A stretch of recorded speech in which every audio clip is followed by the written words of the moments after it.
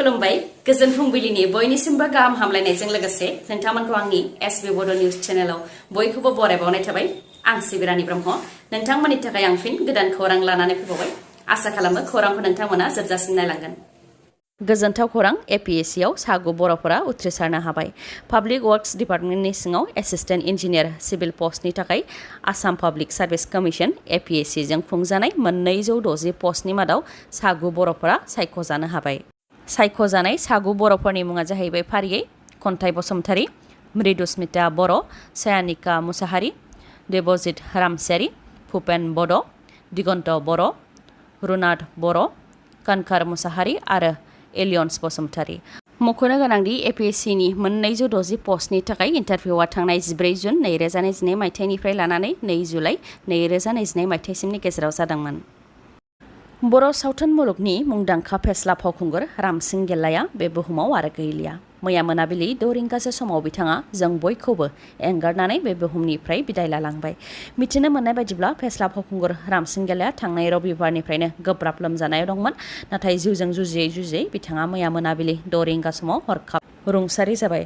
फेस्ला फावखुंगुर रामसिं गेल्लानि अबथिरा जिउ गोमानाया बर' सावथुन मुलुगनि खहा जानायजों लोगोसे गासै रायजो राजाफोरनि थाखायबो सुख'हायै खहा जानानै थाबाय। रामसिं गेल्लाया फेस्ला फाव खालामनानैनो बयबो बर' रायजो राजाफोरजों अनसायजानायखौ मोननो हादोंमोन आरो बयजोंबो सिनायजादोंमोन। बिथाङा गोबां बर'नि सावथुनफोराव फाव खालामबोदोंमोन, जेरै गुदुं गुदुं गरम गरम, लाजिबा खाजि गोमायो, मिस्टार दुगा आरो बेबायदिनो गोजामनिफ्राय लानानै गोदानसिम गोबां सावथुनफोरावनो बिथाङा फाव खालामबोदोंमोन। मख'नो गोनांदि रामसिं गेल्ला मुंजों बयजोंबो मिथिसार जानाय बिथांनि गुबै मुङा फिथें ब्रह्म आरो बिथाङा गसाइगाव महकुमानि सिङाव थानाय गाम्बारि बिल गामिनि थागिबि। फिथें ब्रह्म अदेबानि रामसिं गेल्लानि जिउ गोमानायनि सायाव बिथांनि बिमाया फोरमायथिदों दि बावैसो सिगां रामसिं गेल्लाया ढेकियाजुलियाव सावथुननि थाखाय शुटिं खालामहैदोंमोन, नाथाय सावथुनाव राव होनो मोनाखै होननानै थांफिनदोंमोन। बेनिफ्रायनो फैफिननाय समाव गोबां उदै साबोदोंमोन बिथांनियाव। बेनि उनाव ओनसोलनिनो बिजि थुग्राखौ लेंहरनानै बिजि आरो सेलाइन होहोदोंमोन। बेनि हराव उदै सानाया खम जायाखैमोन। अखानायै फिन आरोबाव बिजि आरो सेलाइन होहोबावदोंमोन। बेनि उनाव बिथांनि उदै सानाय आरो गोबानायाबो हामबायमोन। नाथाय मोनायाव माबा माबि नुग्रा जादों होननानै फोरमायथिदों बिथांनि बिमाया। जायनाखि बावैसो सिगां रामसिं गेल्ला बिथाङा जाब्रथाय जादोंमोन, जायजों बिथांना गोबां थैबो खहा जादोंमोन। बेनि थाखायनो बिथांनि देहायाव जेबो गैला, जायजों बिथाङा बेबायदि जादों होननानै ओनसोलनि मुलि होग्राया फोरमायथिदोंमोन होननानै बुंथियो रामसिं गेल्लानि बिमाया। गोजोनथाव खौरां जमुना बर'आ सिलभार मेडेल मोननो हाबाय।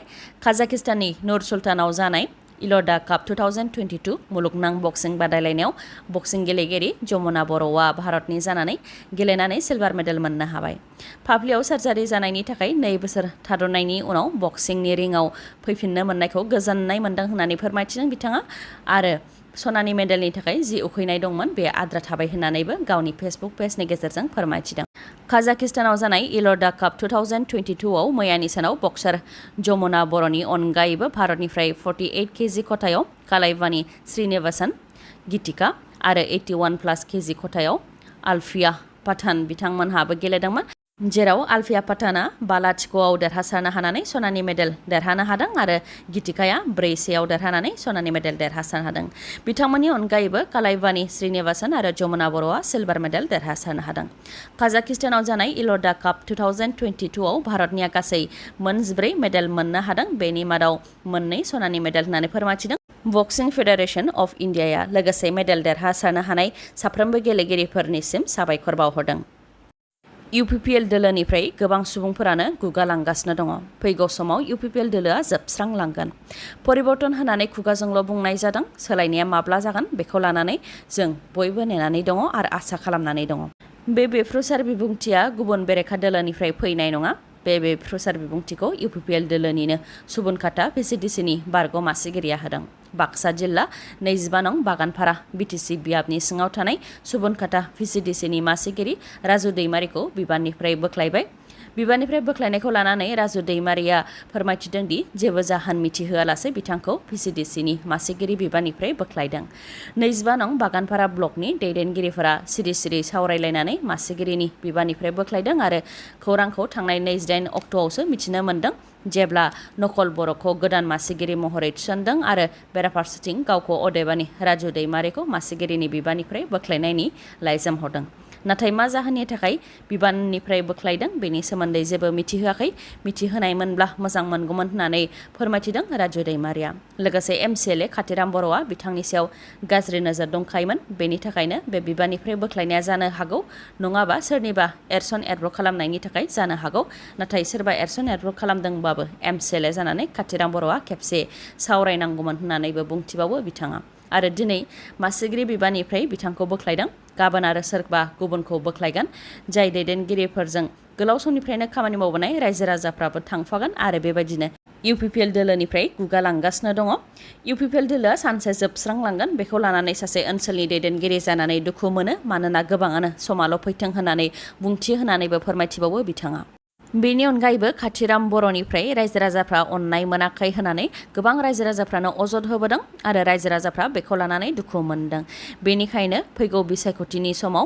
बिथांमोनहा रायजो राजाफोरखौ बुजायफैफिननो हानाय आरो मिथिं खुंफैफिननो हानायनि थासारि थानाय नङा होननानै फोरमायथिदों बिथाङा लोगोसे सोलायनायनि सोरखार दानायनि सायाव बिथाङा बुंथिदों दि सोलायनायखौ खुगाजोंल' बुंनाय जादों सोलायनाया माब्ला जागोन बेखौसो नेनानै दङ मख'नो गोनांदि बे समाव भिसिडिसिनि मासिगिरिनि बिबाननिफ्राय बोख्लायदोंबाबो गुबुन राजखान्थि दोलोआव हाबहैनाय नङा इउपिपिएल दोलोआ लेंहरफिनोबानो इउपिपिएल दोलोआवनो फैफिनगोन नाथाय खाथिराम बर'नि जानानै माब्लाबाबो खामानि मावनाय नंला होननानै रोखा खालामदों राजु दैमारिया फिन खेबसेबाव ट्राइबेल सिख्लाखौ गुबुन मुस्लिम हौवाजों हमनो मोन्दों हमजानाय ट्राइबेल सिख्लाखौ बर' होननानै सन्देह खालामनाय जादों नाथाय हमजानाय सिख्लाया गावखौ मुस्लिम सिख्ला प्रिया खातुन होननानै सिनायथि होदों आरो बिश्वनाथ सारियालिनि होननानै मिथिहोदों गंसे गारिनि सिङाव हमनो मोन्दों ट्राइबेल सिख्लाखौ गारि सिङाव सिख्लाजों लोगोसे सानै हौवाफोर दंफायोमोन गारि सिङावनो थानाय रेजाक आलीखौ मोजां मोननाय हौवा होननानै सिनायथि होदों सिख्लाया उनाव बिसोरखौ हमनानै पुलिसनि आखायाव गथायनानै हरदों होननानै मिथिनो मोननाय जादों अन्ध्र प्रदेशनि गन्नावरम एयारपर्टआव प्राइम मिनिस्टार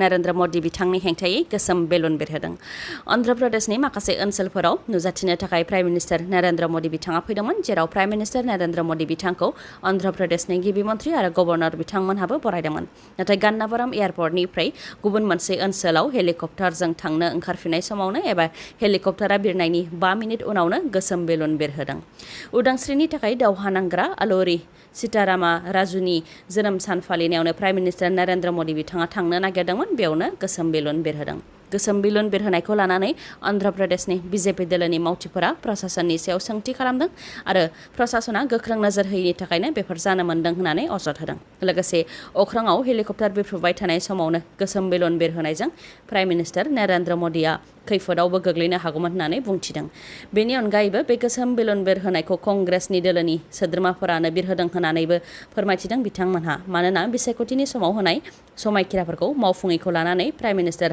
नरेन्द्र मदि बिथां फैनाय समाव कंग्रेस दोलोनि माखासे मावथिफोरा गोसोम बेलुन लानानै सोमावसारदोंमोन होननानैबो फोरमायथियो बास जाब्रथायजों सा 6नि जिउ खहा हिमाचल प्रदेशनि कुल्लुआव जादों बे गिख्रंथाव जाथाया बासाव गासै सा 40 दावबायारिफोर दंमोन बेनि मादाव सा 6आनो जिउ गोमादों आरो माखासेया जोखोम जादों कुल्लुनि डिपुटि कमिशनार आशुतोष गार्ग बिथाङा फोरमायथिनाय बायदिब्ला कुल्लुनि जांला गामिनि साखाथियाव फुंनि 8:30 रिंगासो समावनो जादों बे जाब्रथाया जुब जुब अखा हाबाय थानायनि थाखाय लामायाव गेदेर गेदेर बल्डारफोरा गोग्लैनानै दंमोन बेखौ मानखोनानै बासआ खारनो नाजानायावनो बासखौ सामलायनो हायाखै जायनि थाखाय बासआ लामानिफ्राय 200 मिटार गोथौ हाखराव गलांदों जायजों सा 6नि जिउ खहा जादों फोरमायथिबावनाय बायदिब्ला बासनि सिङाव स्कुल आरो कलेजनि गोबां फरायसाफोर दंमोन जाथायखौ लानानै प्राइम मिनिस्टार नरेन्द्र मदि बिथाङा गोथौ दुखु मोननाय फोरमायथिदों आरो थैनाय न'खरनो 2 लाख राङै आरो जोखोम जानायनो 50,000 राङै फोसावदों प्राइम मिनिस्टार नरेन्द्र मदि बिथांनि अनगायैबो हिमाचल प्रदेशनि